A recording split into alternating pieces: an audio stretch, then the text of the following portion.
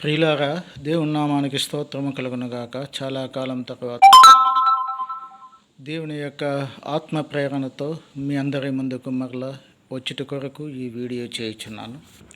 ముఖ్యముగా ప్రియులారా, నేటి దినాలలో ప్రార్థన ఆవశ్యకత, ప్రార్థన గురించి చాలామంది మాట్లాడుతూ ఉంటాము. చాలామంది ప్రార్థన చేయండి అని చెప్తారు. చాలామంది మా కొరకు ప్రార్థన చేయండి అని కోరుతాము. అయితే వాస్తవముగా చెప్పాలంటే ప్రార్థనకు జవాబు వస్తుందా? జవాబు రావాలంటే ఏ విధముగా ప్రార్థన చేయాలి?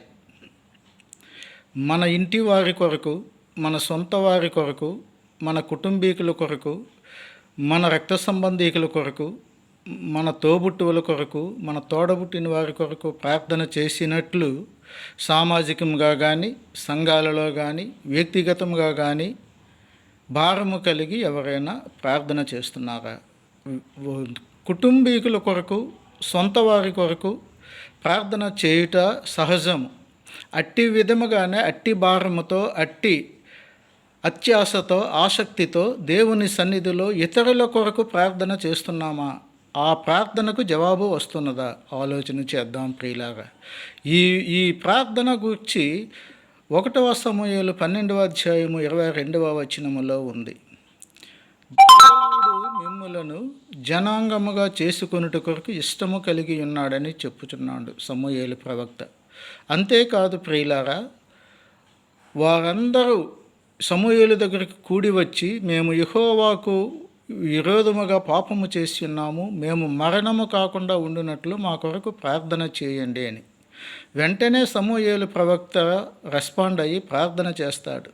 యెహోవా దేవుడు మిమ్మల్ని తన స్వజనాంగముగా చేసుకొనుట కొరకు ఇష్టము కలిగి ఉన్నాడు గనుక నేను మీ కొరకు ప్రార్థన చేస్తాను. నేను మీ కొరకు ప్రార్థన చేయకపోతే నేను పాపము చేసిన వాడనవుతాను అని చెప్పి భారముతో, ఆత్మతో, సత్యముతో ప్రార్థన చేస్తాడు. ఆ ప్రార్థనకు జవాబు వస్తుంది. అది మనందరికీ తెలిసిన సత్యమే, లేఖనాలు చెప్తూ ఉన్నాయి.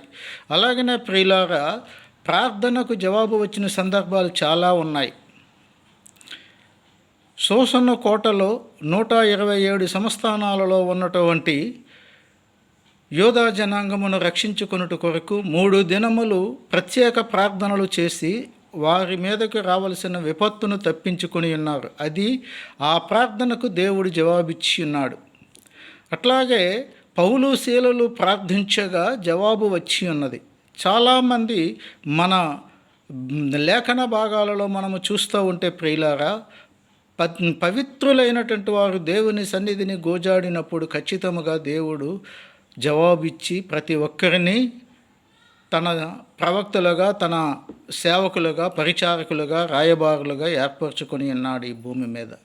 అట్టి విధముగానే నేటి దినమందు ప్రార్థన ఏ విధముగా చేయాలి? ప్రార్థన చేస్తే ఆత్మతో, సత్యముతో, కల్మషము లేకుండా నిష్కల్మషమైన మనస్సుతో, నిర్మలమైన బుద్ధితో మనము ప్రార్థన చేయగలుగుచున్నామా? ఆలోచన చేద్దాం. నేను మీ అందరి కొరకు ప్రార్థన చేస్తూ ఉన్నాను. ఎందుచేతనంటే దేవుడు మనలను దైవ కుమారులని, దైవపుత్రులని, దేవుని జనాంగమని, దేవుని యొక్క ఉద్దేశములో మనందరము ఏర్పరచబడి ఉన్నాము.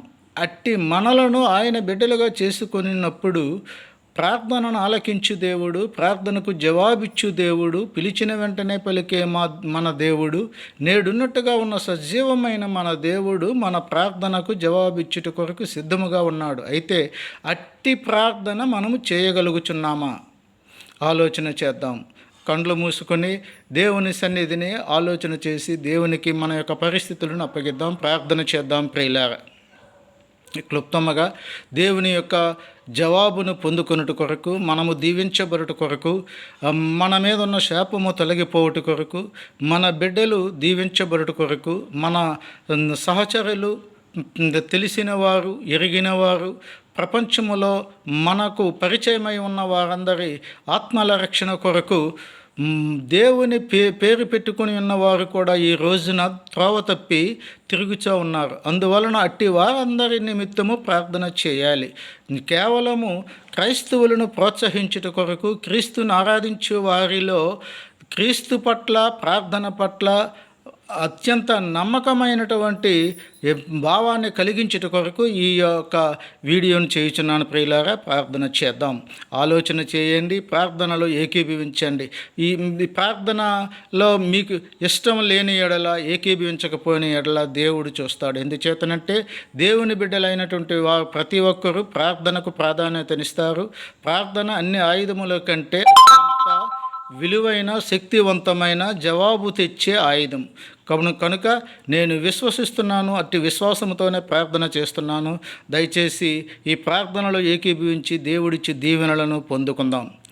ప్రియ పరలోకపు తండ్రి, పరిశుద్ధాత్మ శక్తి స్వరూపుడా, జీవాధిపతి, జీవము కలిగిన మా దేవుడా, భూత వర్తమాన భవిష్యత్ కాలములలో ఉండు సర్వాధికారి అయిన దేవుడా, పరిశుద్ధుడని పొగడబడుచు ఏకకాలములో ఏకాత్మతో, ఏకశక్తితో, మహామహిమతో సకల చరాచర సృష్టి ఎందంతటా మీ యొక్క ప్రభావమును, పరాక్రమమును చూపుచు ప్రబలమై మీ యొక్క శక్తిని కనపరచుచు అనేక మందిని రక్షించుచున్న రక్షకుడవు. భూమండలమును పరిపాలించుచున్న దేవుడవు, ఆకాశమందున్న గొప్ప దేవుడవు, జ్ఞాన బలములు కలిగిన దేవుడవు, వెలుగుకు నివాస స్థానమై ఉన్న మా దేవుడవు.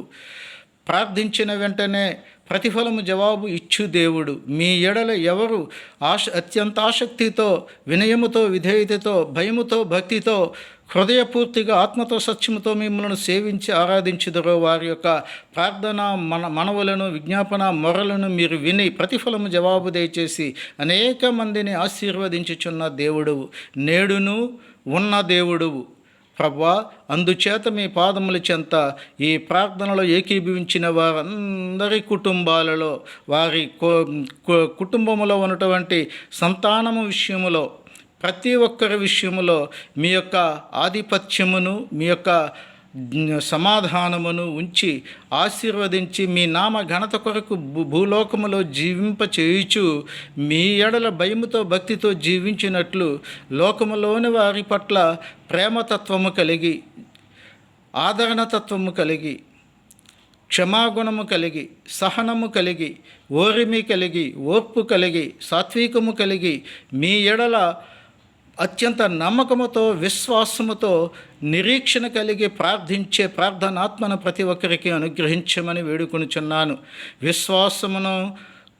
విశ్వాసమునకు కర్తయు దానిని కొనసాగించి దేవుడువైన మీ పాదముల చెంత నేను ప్రార్థన, విజ్ఞాపన మనవులు చేయుచున్నాను. పరిశుద్ధుడా, ప్రార్థనను ఆలకించు దేవుడవు, ప్రార్థనకు జవాబిచ్చు దేవుడవు.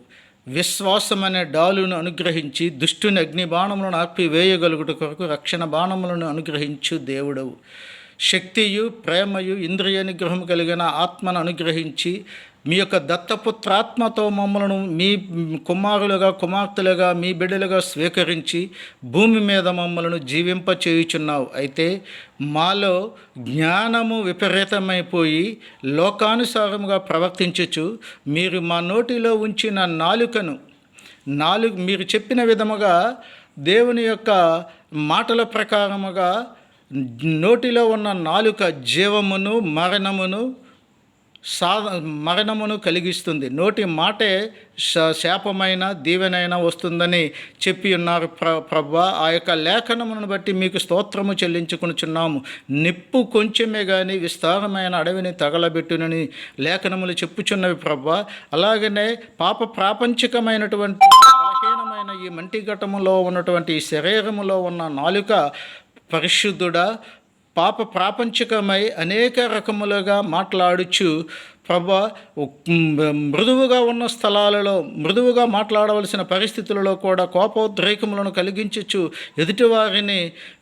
ఎదుటివారిని విషయంలో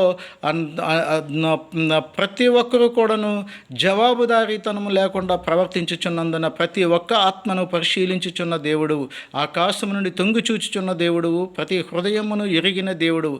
దయచేసి మానవుల యొక్క హృదయములలో పరివర్తన, పశ్చాత్తాప, మారు మనసు కలిగించి రూపాంతరము చెందించి మీకిష్టులైన బిడ్డలుగా మీ నామ ఘనత కొరకు మిమ్మల్ని ఘనపరచువారుగా, మిమ్మల్ని సేవించేవారుగా, స్తుతించేవారుగా, మీ వద్ద నుండి జవాబు పొందుకున్న వారిగా ప్రతి ఒక్కరిలోనూ ఆత్మశుద్ధిని, పరిశుద్ధాత్మ ప్రేరణను కలిగించమని, ఈ ప్రార్థనకు జవాబు దయచేయమని, ప్రార్థనలో ఎన్ని తప్పులున్నదో క్షమించమని, ఈ ప్రార్థనలో ఏకీభించిన ప్రతి ఒక్కరిని మీ చేతులకు అప్పగించుకొనుచు ఘనత, మహిమ, ప్రభావం మీరే పొందుకునమని నజరేయుడైన యేసుక్రీస్తు వారి అతి పరిశుద్ధమైన నామని ప్రార్థన అడిగి వేడుకుంటున్నాను పరమ తండ్రి. ఆమేన్. మన తండ్రి అయిన దేవుని యొక్కయు, కుమారుడైన పరిశుద్ధాత్మ శక్తి స్వరూపుడైన యేసుక్రీస్తు నాథుని యొక్కయు కృపయు, కనికరము, వాత్సల్యత, ఆదరణ, భద్రత ప్రభువు రాకడ పర్యంతము మనందరికీ తోడుగా ఉండి నడిపించి రక్షించునుగాక. ఆమేన్.